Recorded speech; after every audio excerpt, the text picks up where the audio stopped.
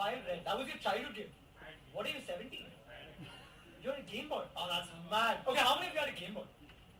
How many of you know what a Game Boy is? Okay, how many of you don't know what a Game Boy is? That's mad.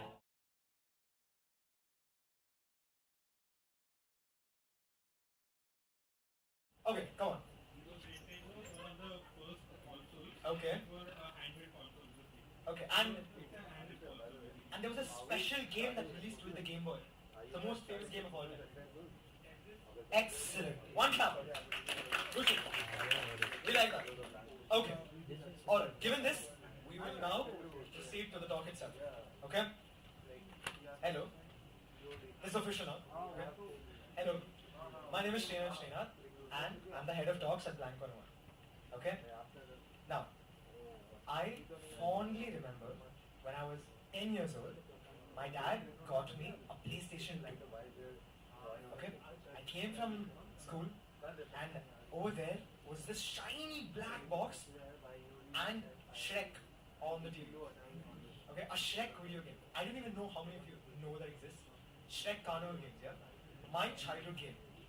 Essentially, what? Why is there's nothing to laugh about? Alright?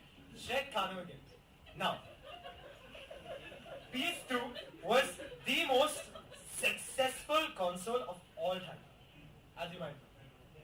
Fast forward, when I was in 10th grade, boards got over, everything was chill, we were still stuck in homes, a couple of us, at least. My dad got me the PlayStation 5. That's when I realized, in just the span of about 7 years, 8 years, we jumped almost 3 generations in consoles. And that's when I realized how important video games are to my personal life. I've grown from this 10-year-old child to almost a 16-year-old by the time I actually got my next PlayStation. And from PlayStation 2 directly to PlayStation 5. Yeah? Everybody has some fond memory of themselves playing some video game when they were young. And today, we have 5 excellent speakers who are going to give you a trip through your memory lane, a trip to the future, and a trip to every single aspect of video games. And I proudly present to you, from Blank101 to your Arcade 101.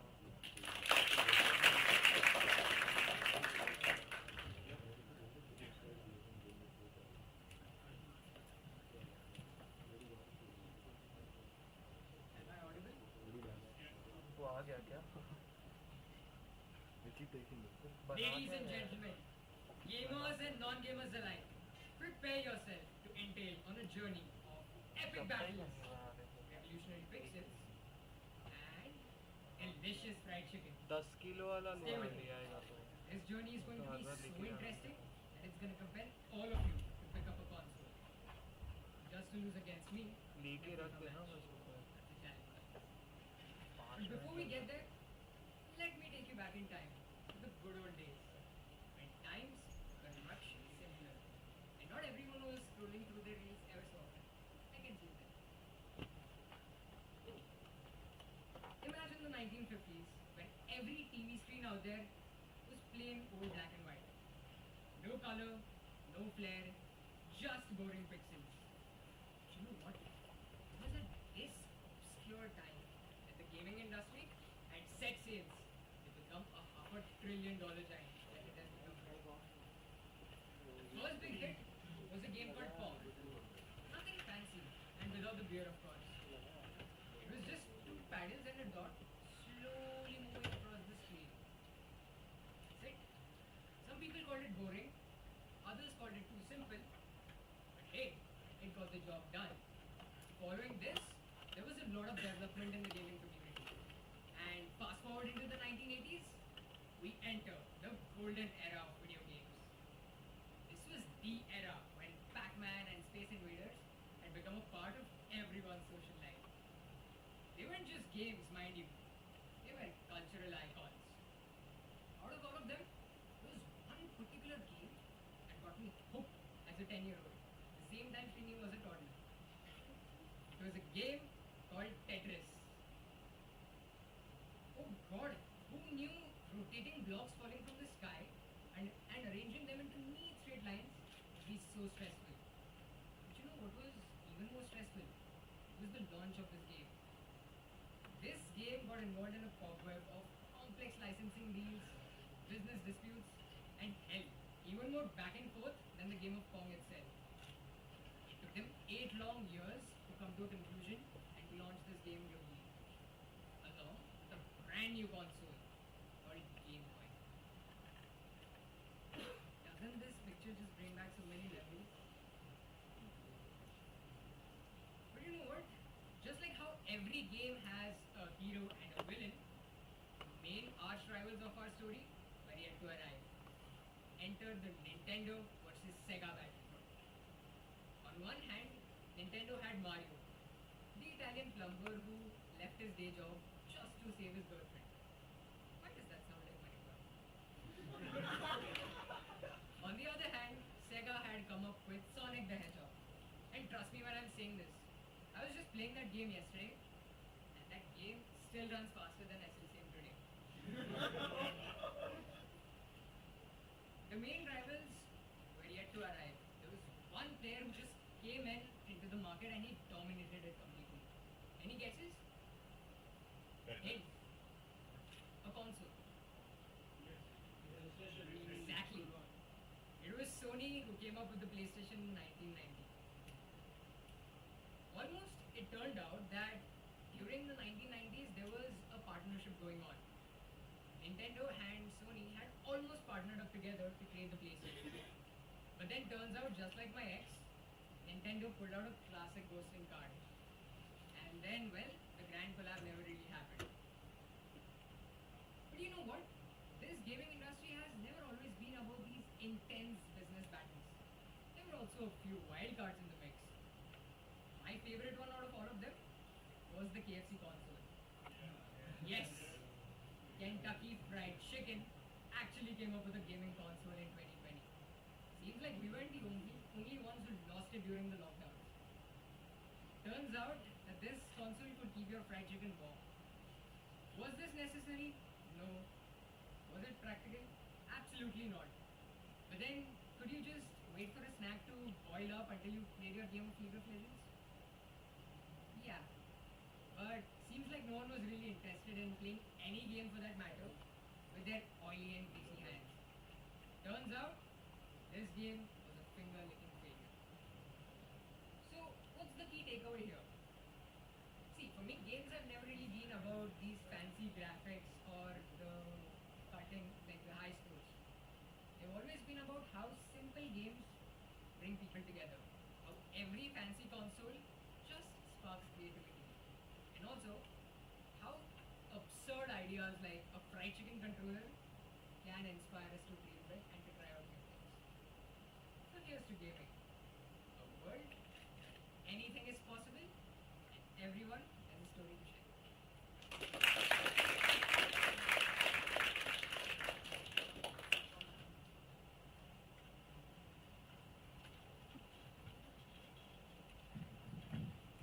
Mic check.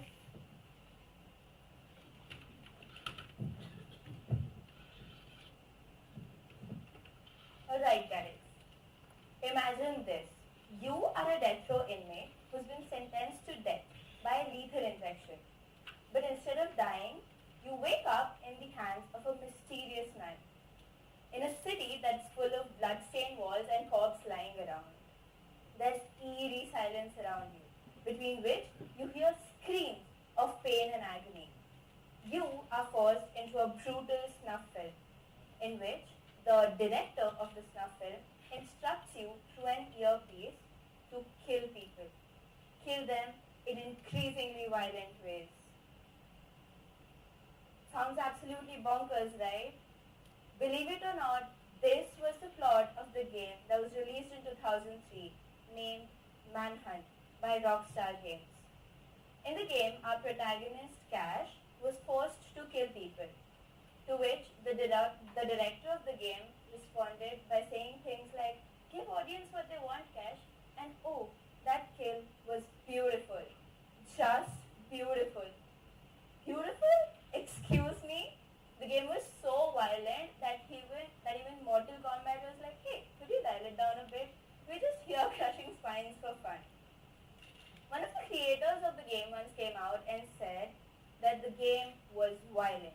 And it was realistic violence. We were crossing a line, and we knew it. Bro, you weren't crossing a line. You were burying it 6 feet under. In 2004, this very game was linked to a murder. Murder of a 14-year-old boy, Stefan Fakira.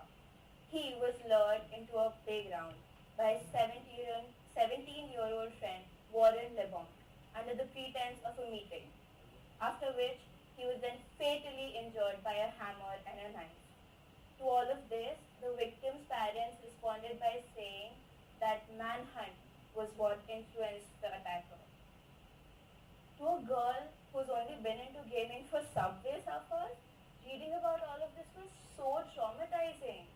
I mean, I'm just here to collect coins, not commit murder. But hey, let's pause for a moment. Gaming is not all that bad. To every violent game like Manhunt, there are games that can actually help us out. For example, playing Counter-Strike helped my best friend learn to cuss in 7 different languages. A skill that she now uses to cuss my ex out. Games like Among Us and Minecraft have fostered global communities. And hey, are you even friends if you haven't yelled, "It wasn't me," at 2 a.m. playing Among Us? Or playing Stumble Guys in your EVS class? Look, I'm not here to be your mom and nag you into not playing games, especially to an audience that's filled with gamers. All I'm trying to say is that there are so many better games out there that I'd much rather see you play. An example that comes to my mind is Stardew Valley. Everyone remembers Stardew Valley? It's basically a game wherein you don't have to worry about anything except having a farm and growing crops and just making a healthy, happy community. It's basically the kind of game that makes you think that farming can be fun. But that is unless you spent like 3 hours deciding the color of your garden. But hey, don't blame me. I'm a perfectionist. Another game that I can think of is Animal Crossing, where you have to make animal friends. That's it. It's basically your mini little vacation paradise minus the annoying sunburns and the airport delays. You're just there, no stressing out, total zen mode, like a chill girl. And how can we forget Technoblade, a legend in the Minecraft community? He just didn't play for himself. He brought together and inspired millions of people. After his unfortunate death, his fans raised over $500,000 for cancer research. And that is the kind of impact gaming can have. That is the way to go, to make a real change. And fortunately, Technoblade never dies. Or rather, his legacy never will. So what's the point? Why am I lecturing you guys? The point is that gaming can be a dense dark cloud. But we have got to find a silver lining. We have got to make sure that we balance between actually enjoying games and not falling into pitfalls. And hey, I can definitely trust you guys with moderation. Right?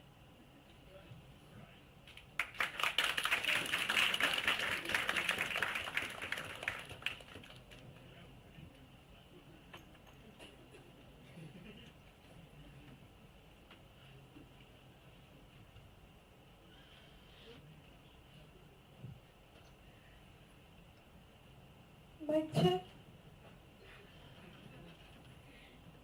Hi everyone. How many of you guys have ever been told to go touch grass whenever you're gaming? That's kind of sad. But the next time someone says that, you might actually be able to. So joke's on them, right? The future of gaming is all about immersion. From AI-driven narratives to immersive realities, tech will push gaming to its creative boundaries. With artificial intelligence, virtual reality, and enhanced graphics, tech will bring forth a future where it's not you who's controlling the character, but you are the character, as horrifying as it is for some games. This is what the Oculus is designed to do. With advancements like haptic feedback suits, neural interfaces, interfaces and NPCs that adapt to storylines, the line between video games and reality has never been this thin. You basically said that the Google Glass crawled, so the Oculus and Apple Vision Pro could run. One such game is the Witcher series, a fantasy role-play game based on a set of novels. Witcher 4 is set to, its newest trilogy series by the way, is set to use NPCs that interact intellectually.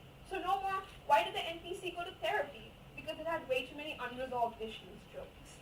The game is also set to use ray tracing, essentially tracking how light would interact with objects in a 3D scene. Improved facial animations and an overall more interactive environment, unlike lecture rooms. With ray tracing, the graphics get so good that even your in-game reflection might look a little disappointed at your life choices. AI is set to revolutionize the gaming industry. Gaming is not just an isolated activity, contrary to popular belief. There have been entire communities built around specific games.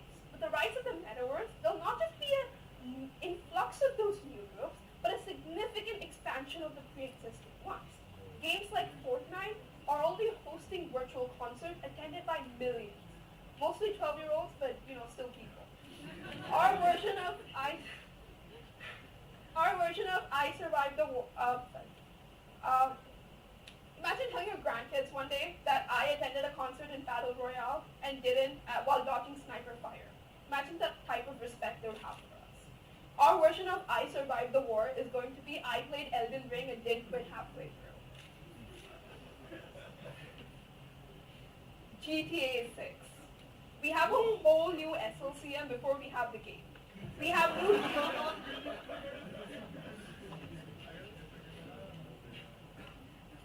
we have new tax breaks before we have GTA 6. But yes, it is set to release in late 2025, uses next-gen hardware for real-time weather changes and realistic traffic, which means there exists a future where you can get flipped off virtually. How exciting. Let's just hope that GTA 6 is not like another Cyberpunk, but it's more of a cyber success. Copium, honestly. Apart from gaming, there's also the educational aspect of it. Yes, education in video games, it's not an oxymoron. Very educative and equally informative, contrary to a lot of our parents' beliefs. VR is already helping treat PTSD patients and train surgeons. Essentially, surgeons who master the game to help you respawn in the game of your life. Gamifying learning would not only make it more interactive, but also more engaging, like it's supposed to be. With VR in schools, chemistry classes won't just be boring, they'll be immersively boring with better graphics. However, where there is good, there is bad, the yin to the yang. As technology evolves, challenges like data piracy, gaming addiction, and ethical AI usage are on the horizon, and they have to be addressed so that gaming remains a force of good, like we want it to be. The future of gaming is not just immersion. It is deeply accessible, it's deeply integrated into our life, it's accessible, and it's for everyone. All we have to do is approach it responsibly. Thank you.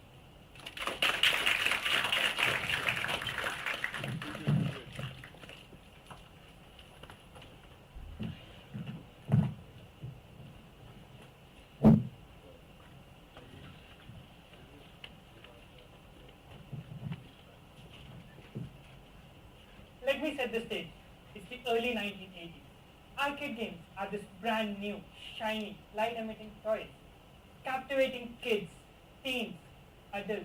You name it, they are there, spending hours upon hours of their time, making code memories, surrounded by the clicking of coins and the echoing background tunes.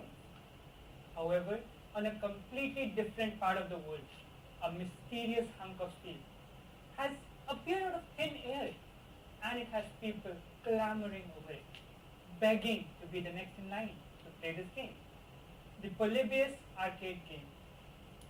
But why? Why was this one particular game gaining so much hype when so many of its counterparts were left vacant, even abandoned in the middle of the arcade? What really made Polybius this special? Any guesses? The name? See, that's a good guess. Because let us rewriters cook here, because trust me when I say this, it's going to be a wild one. Because on the surface, Polybius was just like any other arcade game, right? You controlled a spaceship and shot incoming missiles. However, it wasn't long until conspiracies started circling around it. This game was insanely addictive. And to make matters worse, people started experiencing insomnia, nausea, even hallucinations after playing this game. And armed with the trendy words of that time, like the CIA, men in black, or electromagnetic radiations, or whatever that's actually supposed to mean, people went bonkers with their theories. Many believed it was an MK Ultra type of experiment that used electromagnetic radiations to control people. Imagine building a whole cursed arcade for that. These days, we just call it a smartphone. Or how about the time when people saw men dressed in black suits visit these machines? That opened a whole another floodgate for men in black theories. You guys have seen the movies about the secret alien organization that deals with alien invasions. Allegedly, these guys were behind Polybius, but my favorite to this day remains the stories about hallucinations. See, the people who experienced hallucinations swore that it was because they were stuck in some alternate reality, because they made a wrong move in the game. Right, buddy, you don't have to lie. We all know you were just inspired by Mario and you wanted to grow in size, so you must have consumed some funky looking mushrooms. Right? Listen, all I have to say in that matter is we listen and we don't judge.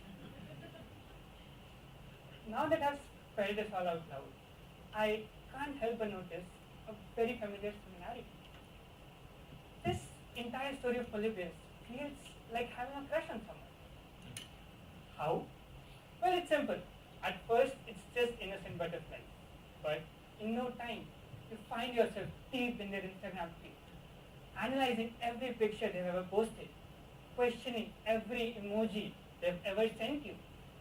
Is this person really into me? Or is it just another mind control experiment? We've all been there, right? Right? Anyways, where was I? Oh yeah, Polybius. See, Polybius was like the OG glitch in the Matrix. Many believed it was an evil mind control tool. Some even imagined it to be a time machine. It was a truly Wild West back in the day. But how does this super creepy but slightly awesome story come to an end? If you really thought it would be a vanilla ending, like it got shut down due to public outcry, you'll be wrong, my guy. Because, like I said, our story writers were cooking something. So they had to add in a mind-bending plot twist at the very end.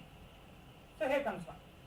Just after a month of being released, Polybius disappeared from the face of the earth, and even the company behind it. It's like the people running the company decided it was the perfect time to get some milk. Was Polybius really an evil psychological experiment? Or is it just a figment of our collective imagination? We may never know. But what we do know is Polybius isn't the only game that has sparked conspiracy. The urban legend of Herobrine, another such example. A ghostly figure that would haunt anyone's Minecraft world at any point. And even though developers constantly denied of its presence and went as far as to put a line stating removed Herobrine in every update's patch notes ever since, still, millions of players, including me, are terrified when we load up a new world and see weird world generations like these. Allegedly, these are Herobrine cryptic messages suggesting players of its existence.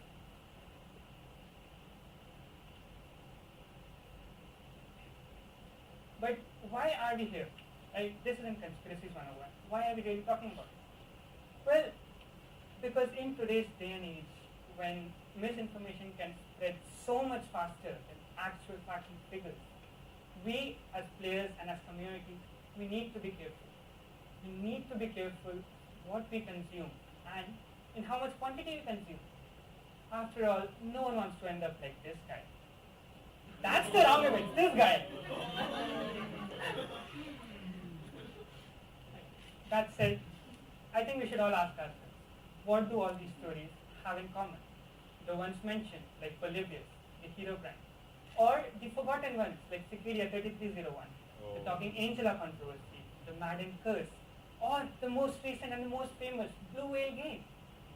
All these games at their core are an attempt made by us to make sense of our surroundings, of the chaos around us, to find patterns even when there are none, because we as humans love to stay in control. And rightfully so, because this skepticism and curiosity of ours has been one of the biggest reasons for our survival and evolution as human beings. On that note, I would like to end by saying, I hope you all stay safe, stay curious, but dial down on reading those Reddit creepypastas every once in a while. Thank you.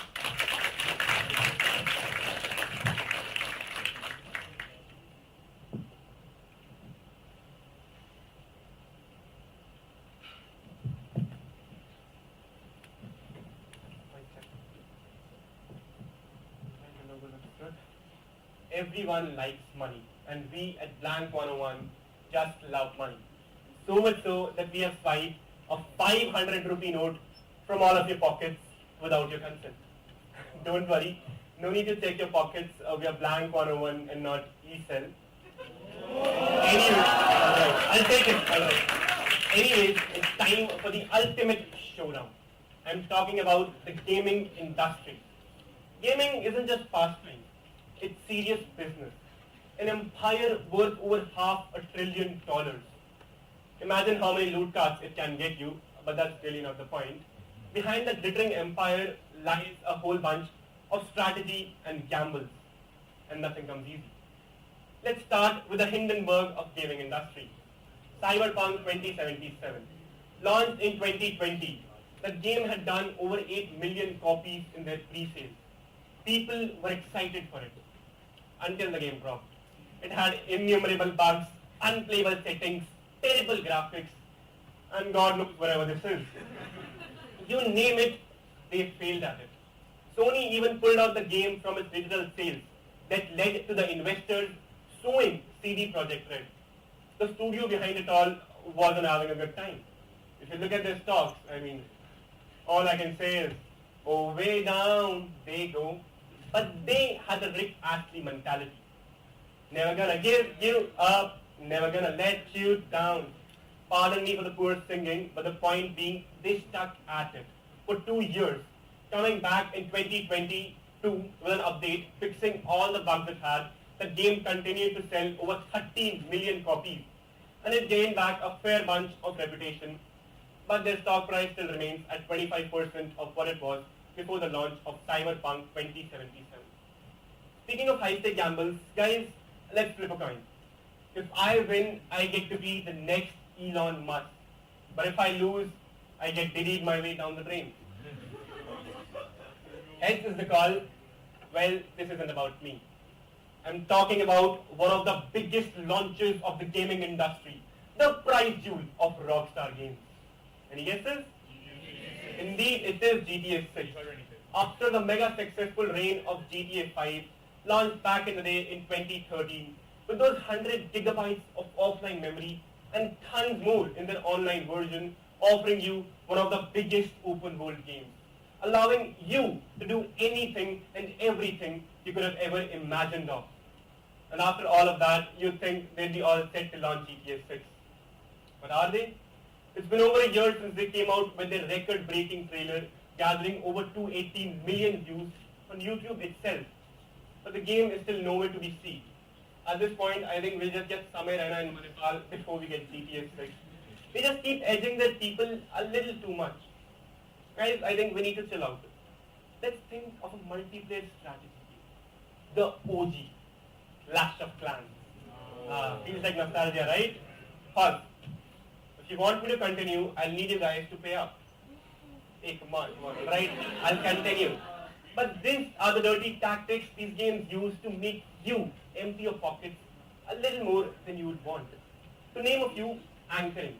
Let's say you start with the game Clash of Clans, and they offer you 100 gems for 500 rupees, starting the bid at a steep price.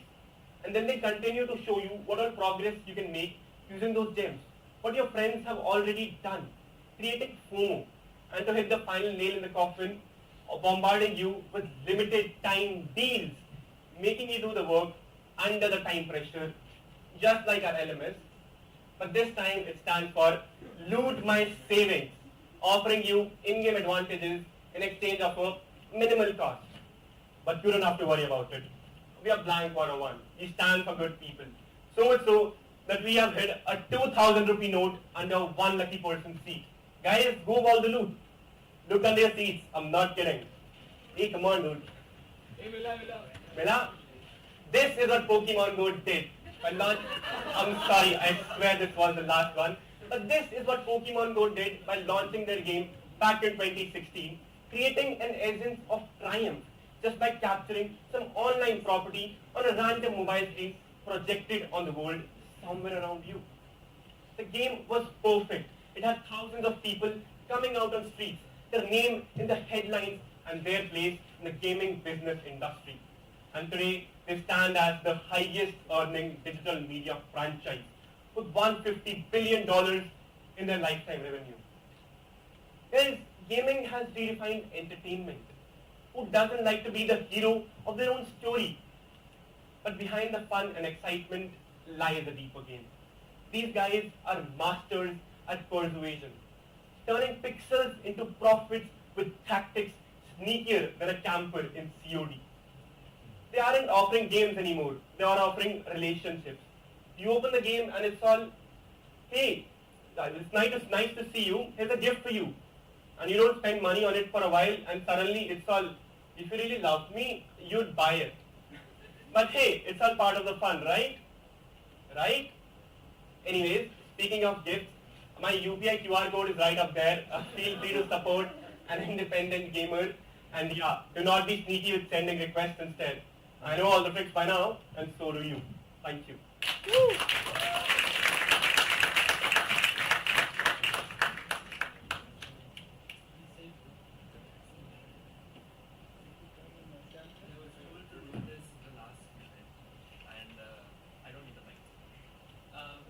Well, I think it's been a lovely evening, and I need to know what the entertainment is.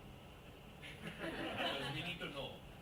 But yeah, so I think let's have a round of applause for all the speakers. And for our Blank president, right there as well. Our creative director, Johan, everyone of the Blackboard. And our not country head of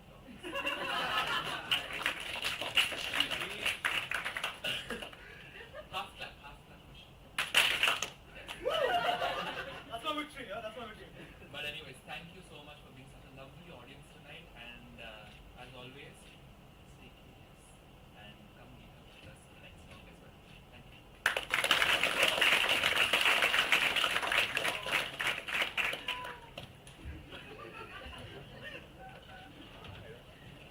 Alright, guys. If you want, you can stay. If you want, you can leave. This is your time. You can disperse. Thank you so much for attending the talk. Oh, wait, one more thing. We have one more thing to say. Yes, sure. Hello everybody, we are Blank101, but right now we are also moonlighting as iridescent in Revels. And yeah, if you guys have seen, I don't know why you guys are clapping. This is something which Revels compels us to do. मुझे पैसा नहीं मिल रहा इसके लिए, okay? This is literally no profit. NGO चला रहा हूँ. So the thing is, just like an NGO, we need some volunteers. And the thing is, if you guys like the